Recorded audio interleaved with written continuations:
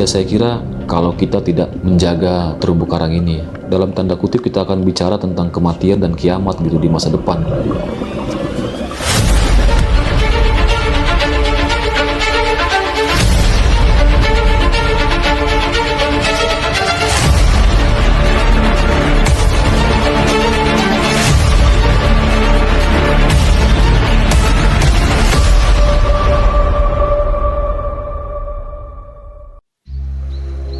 Indonesia dikenal sebagai bagian dari Coral Triangle, wilayah dengan keanekaragaman terumbu karang tertinggi di dunia.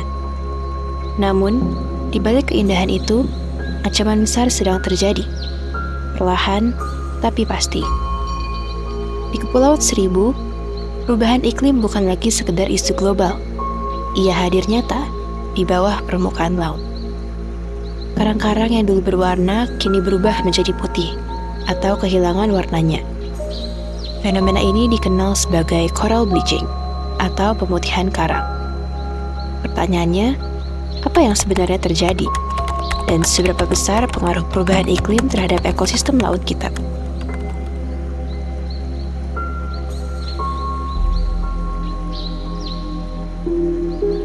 Coral bleaching adalah kondisi ketika terumbu karang kehilangan warna alaminya dan berubah menjadi putih. Hal ini terjadi karena karang mengalami stres dan mengeluarkan alga kecil atau zooxanthella di dalam jaringannya.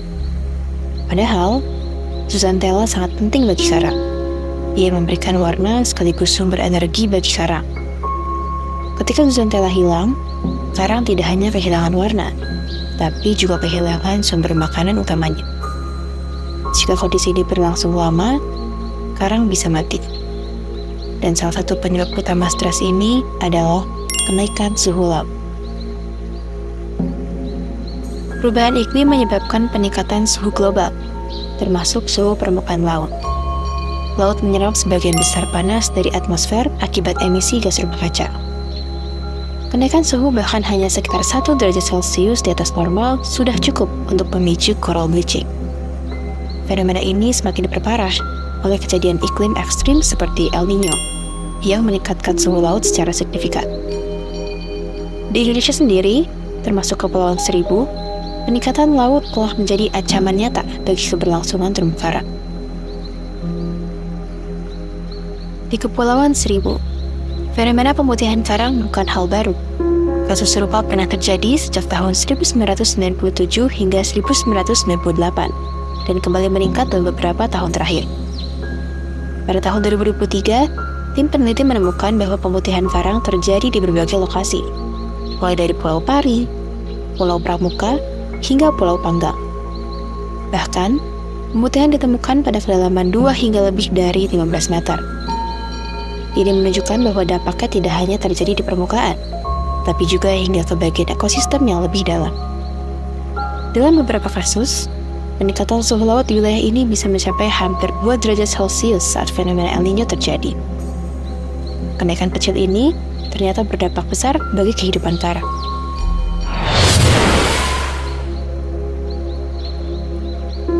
Ketika karang memutih dan mati, dampaknya tidak hanya dirasakan oleh karang itu sendiri. Terumbu karang adalah rumah bagi ribuan spesies laut, termasuk ikan, moluska, hingga organisme mikro. Ketika karang rusak, akibatnya habitat hilang, rantai makanan terganggu, keanekaragaman hayati menurun.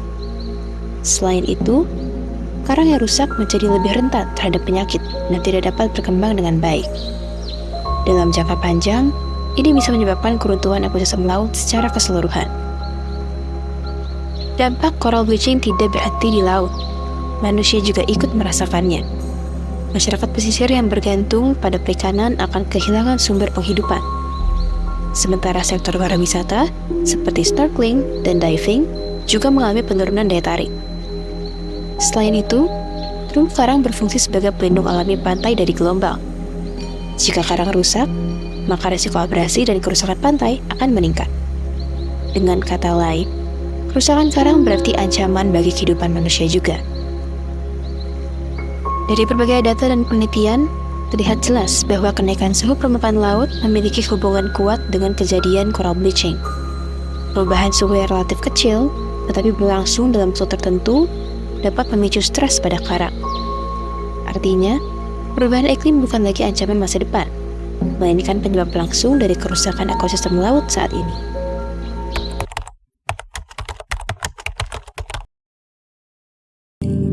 Kita secara nasional itu punya program yang namanya pemantauan kondisi terumbu karang hampir di seluruh perairan Indonesia. Nah, salah satunya ada di perairan Kepulauan Seribu, khususnya di Pulau Pramuka ya. Nah, kita terakhir mengambil data di Pulau Pramuka ini adalah di tahun 2021, dan kita mendapatkan kondisi terumbu karangnya dalam kondisi kurang bagus atau kurang baik ya, dengan tutupan karang hidup sekitar 15,47%. Nah, sisanya yang lain itu didominasi oleh tutupan dari dasar yang berpasir, kemudian patahan karang mati yang ditutupi oleh alga. Nah, kondisi-kondisi seperti tadi itu menunjukkan indikasi karangnya dalam kondisi buruk. Lalu, apa yang bisa dilakukan?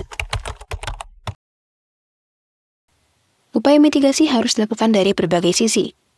Mengurangi emisi gas rumah kaca, melindungi kawasan konservasi laut, rehabilitasi terumbu karang, edukasi masyarakat dan wisatawan. Di tingkat lokal, peran masyarakat dan komunitas sangat penting dalam menjaga ekosistem laut tetap lestari.